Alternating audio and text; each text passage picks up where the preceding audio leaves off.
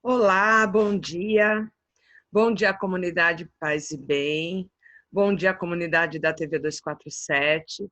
Meu nome é Adriana, sou a Adriana de Nanã, do Ilhéa Chalmão Nanã, que fica na Zona Leste de São Paulo, e tenho a grata satisfação de, mais uma manhã de quinta-feira, estar aqui com vocês, trocando informações, batendo papo sobre a cultura iorubá, sobre as religiões de matriz africana, tá certo? Bom, como toda manhã de quinta-feira, como todo início de programa, eu gosto de começar agradecendo todos os atos. É importante a gente começar agradecendo. Agradecendo as pessoas que passam pela nossa vida, pelo nosso caminho, que de alguma forma nessa troca a gente aprende um pouquinho e a gente espera que a pessoa tenha aprendido um pouquinho também. Sempre, toda a interação contribui para a nossa formação de alguma forma. E quero agradecer, começando, a Edson Miguel Silva, André Machado, Angélica Nascimento da Silva, Isa Castro, inclusive no programa da semana passada, que foi o primeiro dos nossos encontros sobre Ori, a Isa disse: bom dia, Adriana, paz e bem, gente querida. Tem um ditado popular que diz assim: quando a cabeça não pensa, o corpo padece.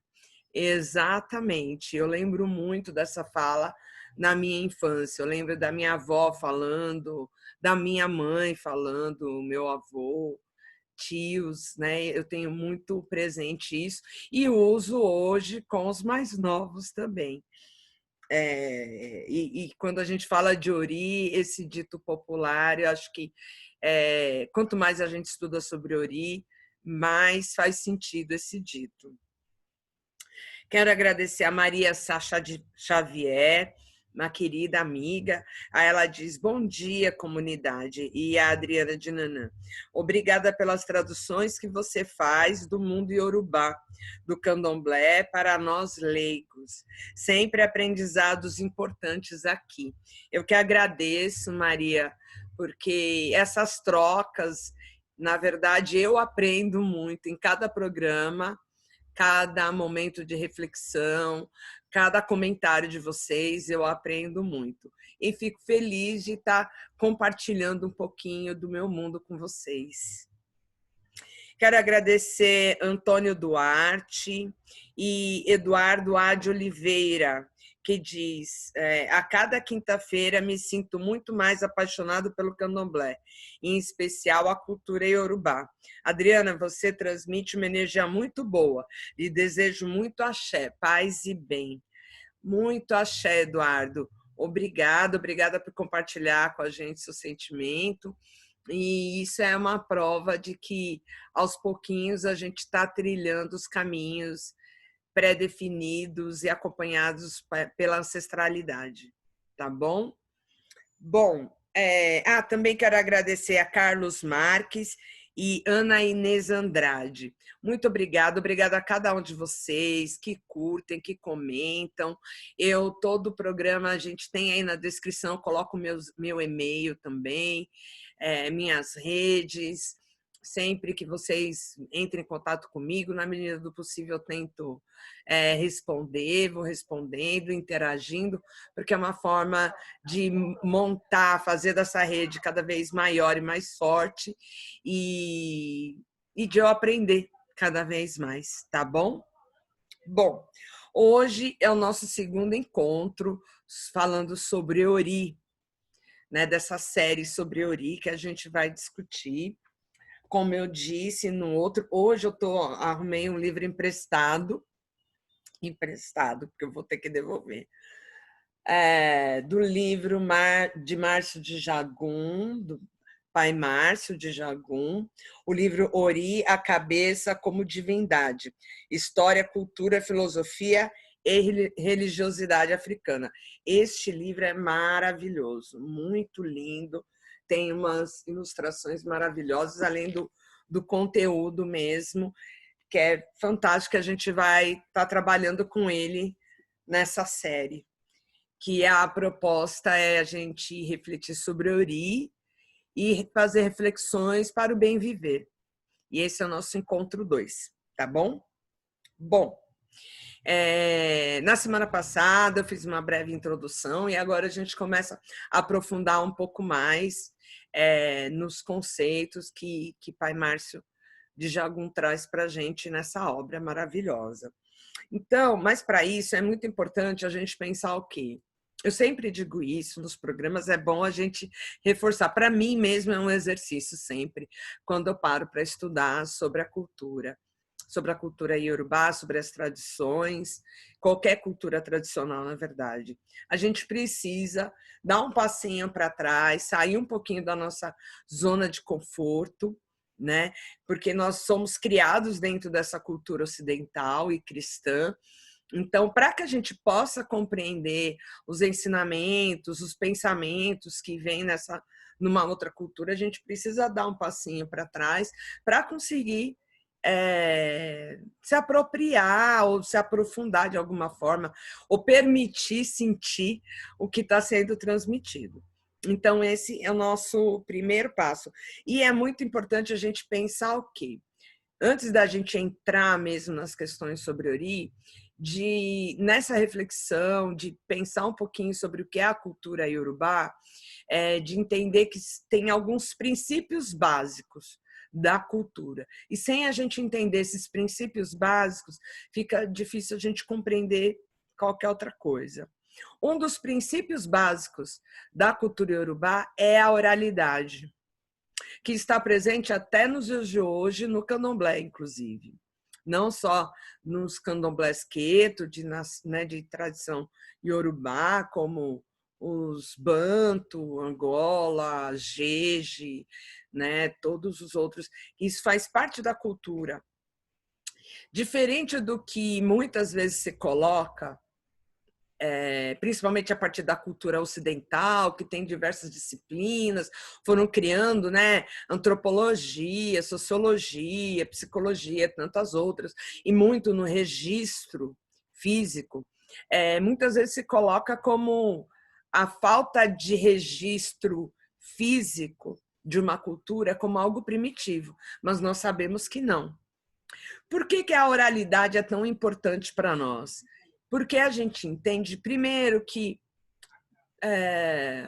cada vez que eu troco, cada vez que eu conto uma história, cada vez que eu uso da oralidade na orientação para dar um caminho, dar um exemplo, eu também estou fazendo uma reflexão, estou reaprendendo, estou revendo meus conceitos sobre isso. Segundo, eu também tenho que estar aberto e acessível aos mais novos. E educo os mais novos de ter acesso, de tomar a palavra, que a gente chama de tomar a palavra com o mais velho. Além disso, com a vivência do mais velho, nós temos noção do que o mais novo está preparado para ouvir, para assimilar. Quer dizer que você vai reter a informação? Não. Quer dizer que os mais velhos retinham a informação? Não. Acontece que ele vai passando de forma que eu realmente possa aprender. Tanto que hoje, nessa cultura, né, que a gente tem, toda essa estrutura educacional, escola, faculdade, por aí vai, eu percebo isso falando de candomblé, os jovens chegam, já querem dicas de livro e tal, e a gente já falou isso em outros programas. Você pode ler todas as bibliotecas do mundo.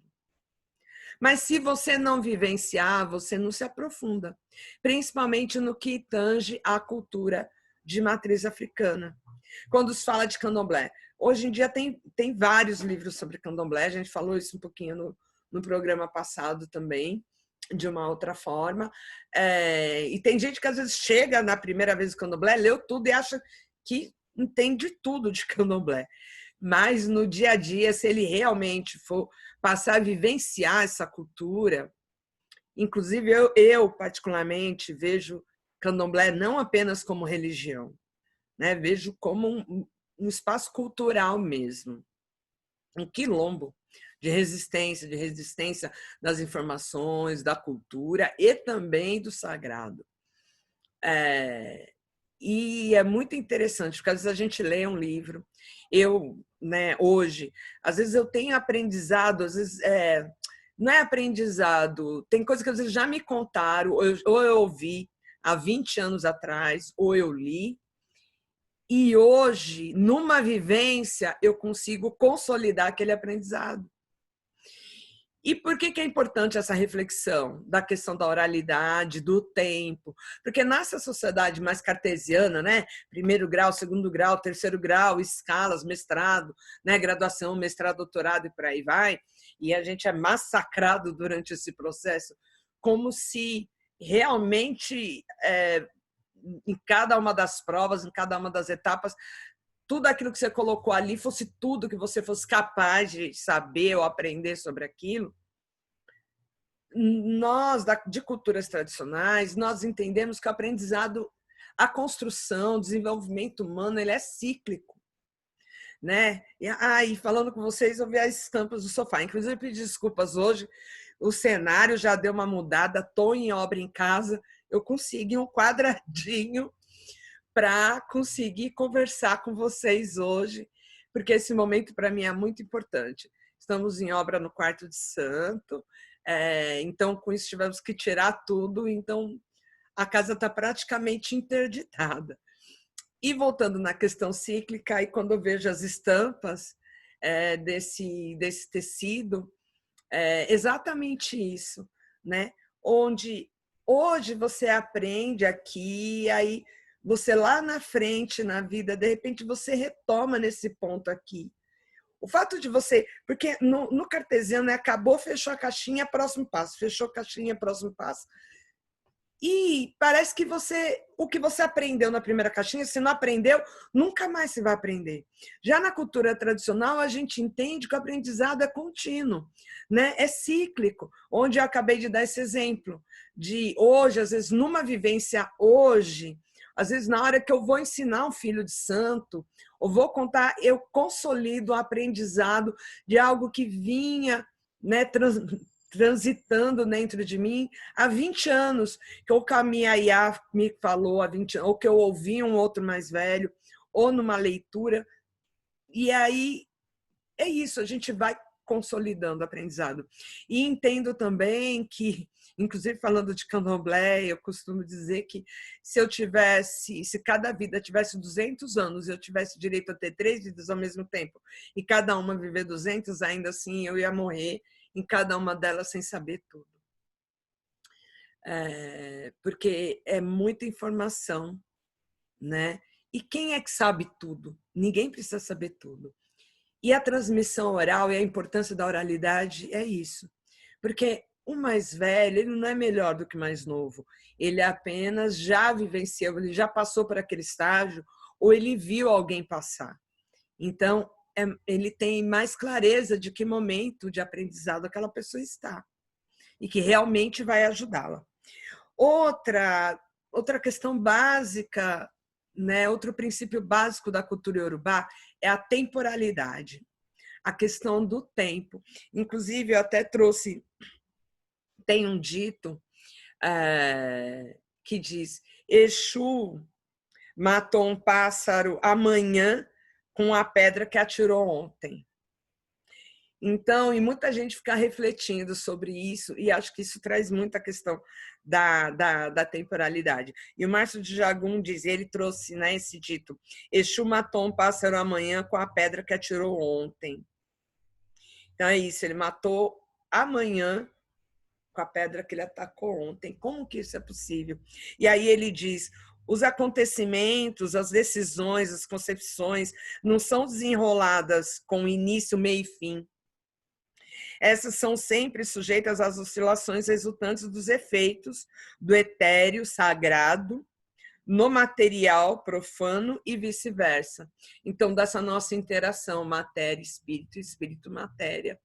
Então, onde a gente pode estar no ontem, no hoje, no amanhã, constantemente. E é essa visão, né, da cultura iorubá. E ele diz ainda, na cultura iorubá, os homens são descendentes diretos de seus orixás. A ancestralidade é um elo que ata o homem que vive hoje no presente aos seus ascendentes mais remotos no passado. E estes conseguem conviver juntos, unidos e solidários durante os cultos e rituais, onde dançam e celebram no mesmo espaço e no mesmo momento. O transe é o momento mágico, o transe na hora da incorporação, né? Quando a pessoa, que a gente chama de AO, que é aquele médium que incorpora, quando ele está incorporado com a sua divindade, com o seu orixá, seja eu, no meu caso, de Nanã, mas tem aquele que é do Ogum, da Yansan, do Oxóssi, por aí vai, né? O transe é um momento mágico em que passado e presente ocupam um único campo físico. O corpo do homem, que é um único campo físico, é o corpo do homem. E ali, unidos, enredam as condições para o futuro. Mais uma vez, a noção peculiar de tempo na cultura iorubá permite essa composição poética entre os seres e seus antepassados divinizados. Viu que bonito? Então, onde em nenhum momento a gente fecha ciclo nenhum. Os ciclos se mantêm e dialogam. Então, é necessário refletir muito sobre a questão da temporalidade para a cultura iorubá. E eu gosto muito, e quanto mais eu fui me apropriando dessa questão da temporalidade, inclusive os Banto, os terreiros Angola, cultuam o tempo, né? O Inquice, que é uma divindade, tempo. Tempo é uma divindade. E, para mim, muito da minha vida, da minha ansiedade, não que eu não seja uma pessoa ansiosa, acelerada, mas eu melhorei muito. Quanto mais eu permito refletir sobre a temporalidade nas relações iorubá, na relação com a divindade, e aí hoje, enquanto sacerdotisa, também no jogo, o jogo de Fá, o jogo de Búzio nos permite muito isso. E no rever das histórias, né? Porque quantas pessoas vêm jogar e quantas vezes a gente vê passagens parecidas em momentos diferentes da vida da pessoa, faz a gente, das pessoas diversas que vêm, me ajuda a refletir muito sobre essa questão da temporalidade. Às vezes a gente... E a materialidade também, né? Porque, voltando na reflexão da nossa cultura, dessa cultura ocidental, tradicional, capitalista, onde a necessidade, né, com tantos anos você tem que ter já concluído o ensino médio, com tantos anos, se você, sei lá, com 30 já não tiver o mestrado, é um fracassado. E por aí vai, né? Não só na questão de aprender, cumprir ciclos ou etapas, né? Na verdade, não são ciclos, são etapas de aprendizado, mas também de renda, né? De material, de carreira e por aí vai. E tudo muito estanque, né? Eu acho que é muita pressão, muita pressão. Provoca muita ansiedade.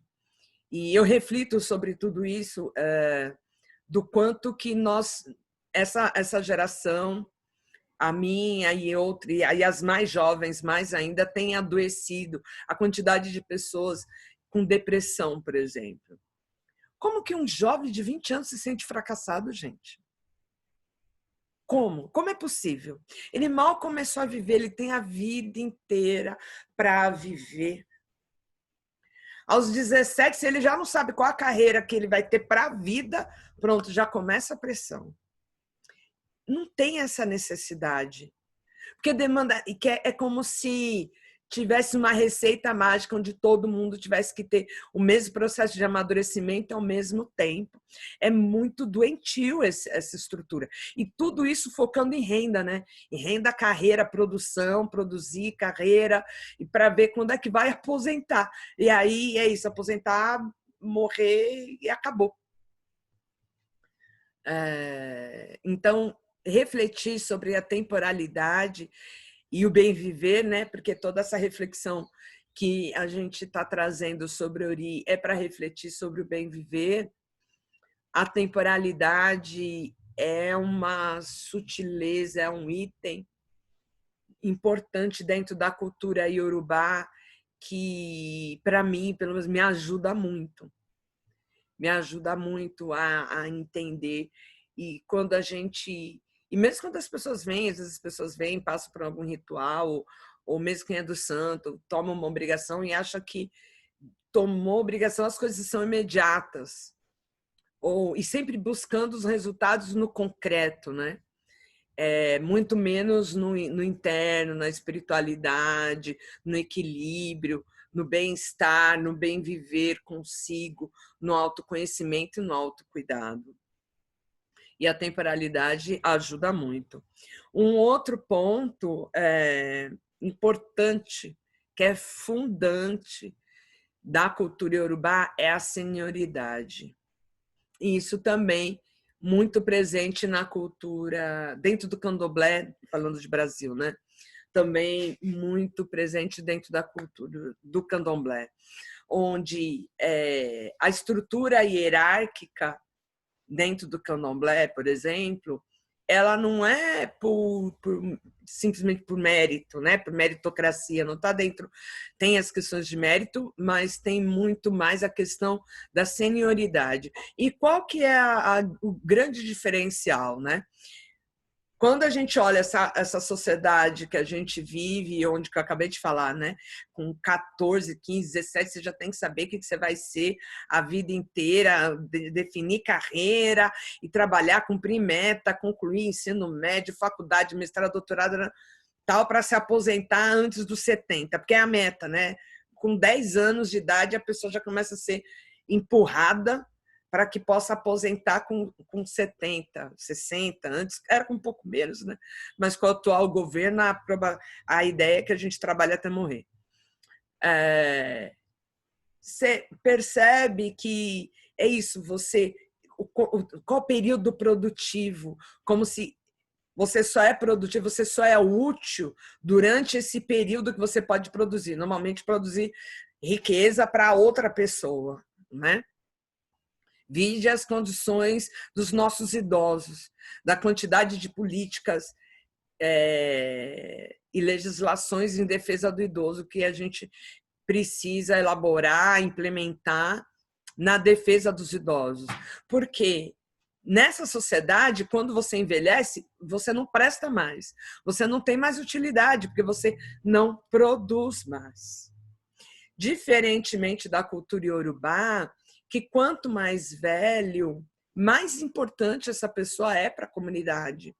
Porque, junto com a questão da oralidade, percebe que o livro, nossos corpos são os livros.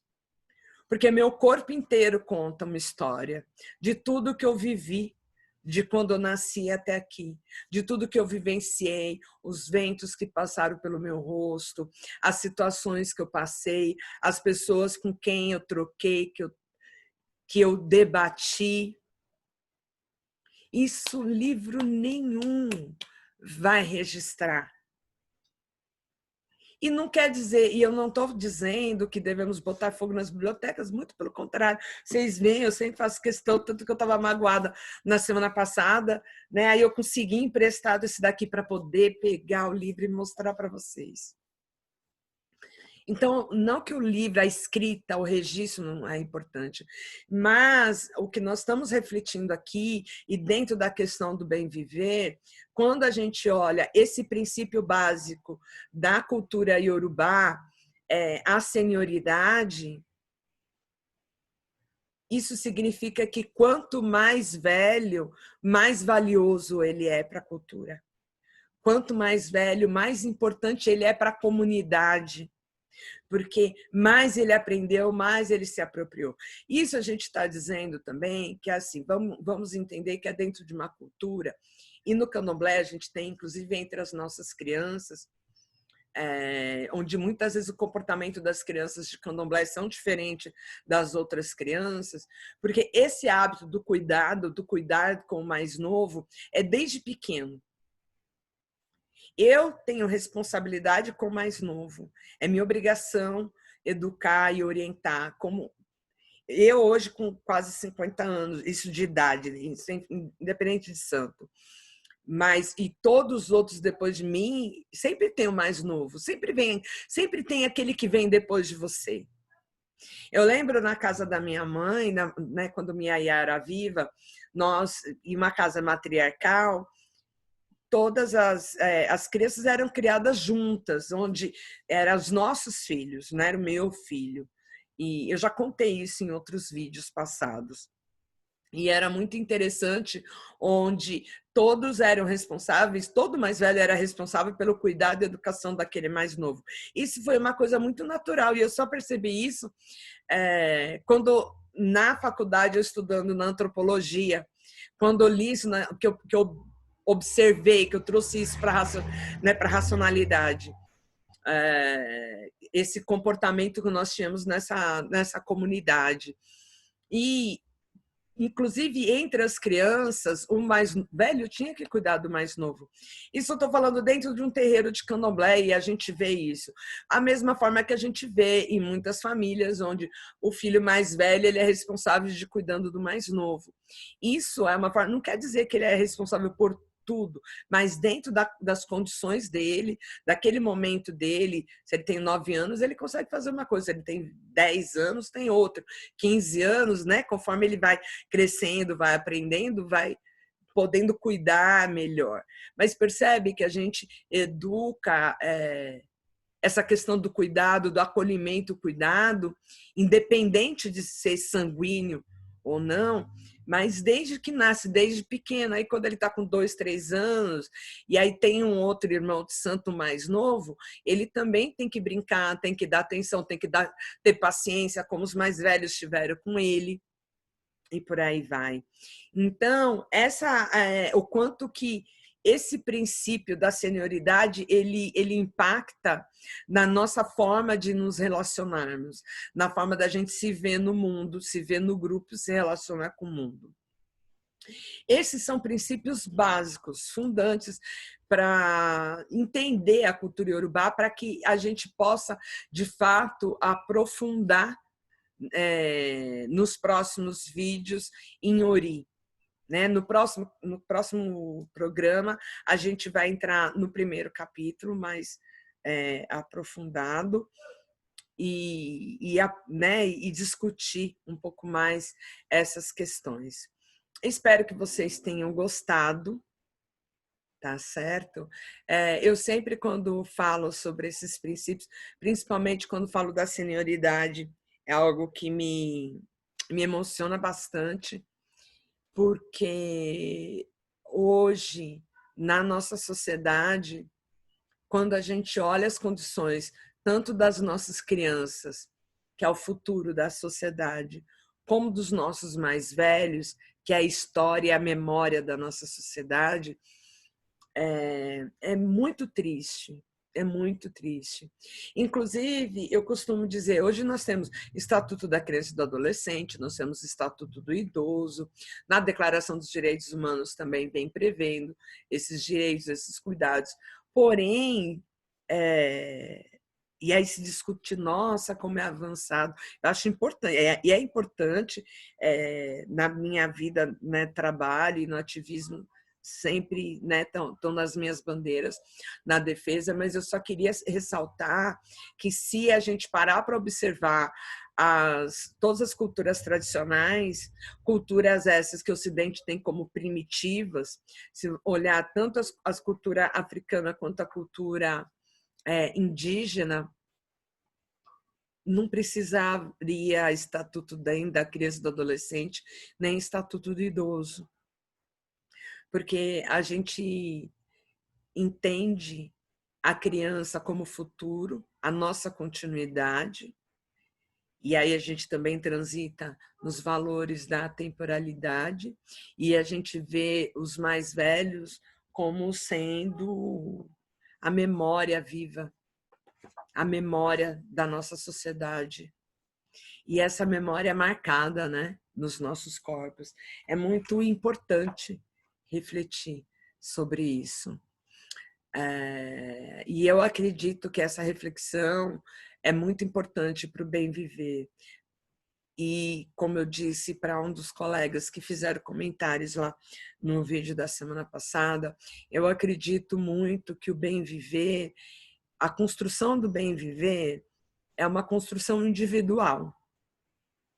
Cada um de nós devemos nos esforçar de alguma forma para construir, para instituir um estado de bem viver. E cada indivíduo passa a influenciar a sociedade. Eu acho que é muito fácil, muito cômodo eu ficar só esperando grandes políticas, grandes atos, mas não, eu posso mudar. Eu posso mudar a forma de me relacionar, a forma de ver os meus mais velhos, a forma de ver os meus mais novos. Eu refletir sobre a temporalidade, o quanto eu me cobro, quais são os meus projetos de vida, né? Apenas de produzir. Quando estou velho, né? Porque ainda tem isso, um velho de um sentido pejorativo, não mais velho, como, mas ali nós, candomblé, a gente ainda tem o hábito de se tratar, ô minha velha, ô meu velho, com uma forma carinhosa, diferente na sociedade por aí, onde passou, isso impacta, né? Essa questão de dependendo da idade, você deixa de ter utilidade e passa a ser descartado. Isso impacta nos relacionamentos amorosos, nos relacionamentos profissionais. Isso é muito, muito doloroso. E aí você vê pessoas, e principalmente mulheres negras. Eu conheci o ano passado uma senhora moradora de rua que ela passou a vida inteira, ela não montou família. Ela passou a vida cuidando da família dos outros, trabalhando em casa de família. Ela dedicou toda a sua vida. Viajou o mundo, mas como funcionária de alguém, cuidando dos filhos de alguém. E hoje que ela não é mais, hoje que ela é velha, não tem mais utilidade, ela mora nas ruas. Eu a conheci ali na Praça Princesa Isabel, no ano passado. Então, eu gostaria de deixar essas reflexões aqui para a gente ir se apropriando, refletindo no nosso dia a dia sobre esses valores, sobre esses princípios. Espero que vocês tenham gostado. Tenha uma quinta-feira abençoada, de muita axé, de muita prosperidade, de muita harmonia, que sejamos capazes de nos permitir tempo, que tenhamos tempo para o autocuidado, para a alta reflexão. Eu não sou de Angola, eu sou de Quito, inclusive essa semana eu comentei isso, mas eu tenho um amor tão grande por tempo, Zara, tempo é uma divindade banto. Então aqui eu presto minha homenagem, meu amor, meu carinho, minha reverência aos sacerdotes de Angola, os sacerdotes banto, que eu tenho um amor inexplicável por tempo. Tempo sempre me acolheu e que cada um de vocês que tenham tempo de se conhecer, tenham tempo de viver e não apenas sobreviver, que todos nós tenhamos tempo de conviver e não apenas viver, que tenhamos tempo de nos relacionar, tenhamos tempo de nos autocurar, do autocuidado, tá certo? Um beijo grande, tenha um final de semana abençoado, muito axé.